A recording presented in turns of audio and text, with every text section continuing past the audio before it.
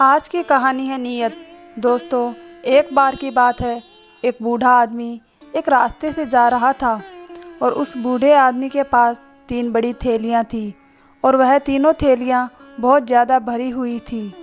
उस बूढ़े आदमी ने एक लड़के को रुकाकर उससे मदद मांगी और उससे कहा कि बेटा, मेरे पास ये 3 बहुत भारी थैलियाँ हैं, क्या तुम इनमें से एक थैली पकड़कर मुझे आगे तक छोड़ दोगे?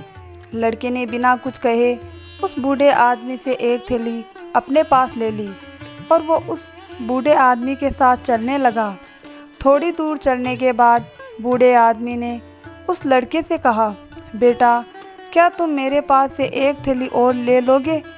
लड़के ने बूढ़े आदमी की तरफ देखा और कहा कि बाबा, ऐसा करो, आपके पास तो दोनों थैलियाँ हैं, वो भी मुझे दे दो।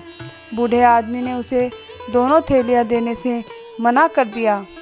तभी लड़के ने मुस्कुराते हुए बूढ़े आदमी से कहा कि घबराइए मत, मैं आपकी थैलियाँ लेकर भागने वाला नहीं हूँ। बूढ़े आदमी ने यह सुनकर अपने पास एक थैली और दे दी और एक थैली अपने पास ही रखी। सभी लड़के ने उस बूढ़े आदमी से कहा कि बाबा, यह एक थैली इतनी भारी क्यों है? क्या है इनमें? बूढ़े आदमी, 2 थैलियाँ तुम्हारे पास हैं, इनमें से एक थैली में चांदी के सिक्के और एक थैली में तांबे के हैं, और ये जो एक थैली मेरे पास है उसमें सोने के सिक्के हैं। लड़का यह सुनकर हैरान हो गया। अब थोड़ी दूर चलने के बाद एक पहाड़ पर चढ़कर उन्हें गांव में जाना था। तभी उस लड़के ने बूढ़े आदमी से कहा कि आप ऐसा करिए कि आपके पास की थैली भी मुझे दे दीजिए। आप आराम से पहाड़ चढ़िए, मैं अपनी रफ्तार से चढ़कर पहाड़ पर पहुंचने के बाद ऊपर पहाड़ पर आपका इंतज़ार करता हूं। बूढ़े आदमी ने अपने पास की थैली भी, जिसमें सोने के सिक्के थे, वो उस लड़के को दे दी। लड़का अपनी रफ्तार से पहाड़ चढ़ने लगा। जब लड़का थोड़ी दूर ऊपर चढ़ गया और तब उसने वहाँ से बूढ़े आदमी को देखा तो उसे बूढ़ा आदमी बहुत दूर नज़र आ रहा था और तभी उस लड़के की नीयत बदल गई। वो लड़का उन थैलियों को वहाँ से लेकर भाग गया।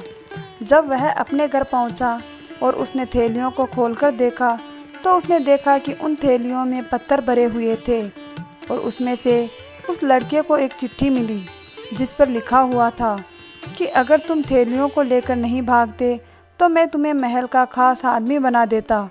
असल में मैं एक राजा हूँ जो महल के लिए खास आदमी की तलाश कर रहा था। पहले तो मुझे तुम पर भरोसा हो गया था, लेकिन ऐन वक्त पर तुम्हारी नीयत बदल गई और तुमने एक खास मौके को अपने हाथों से गंवा दिया।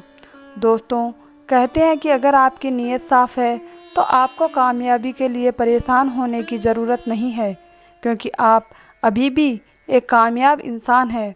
बस आपको सब्र करना है, कामयाबी खुद आपके पास आने का मौका तलाश करेगी। तो अगर आप इस कहानी को और भी लोगों तक पहुंचाना चाहते हैं तो इस वीडियो को लाइक कीजिए।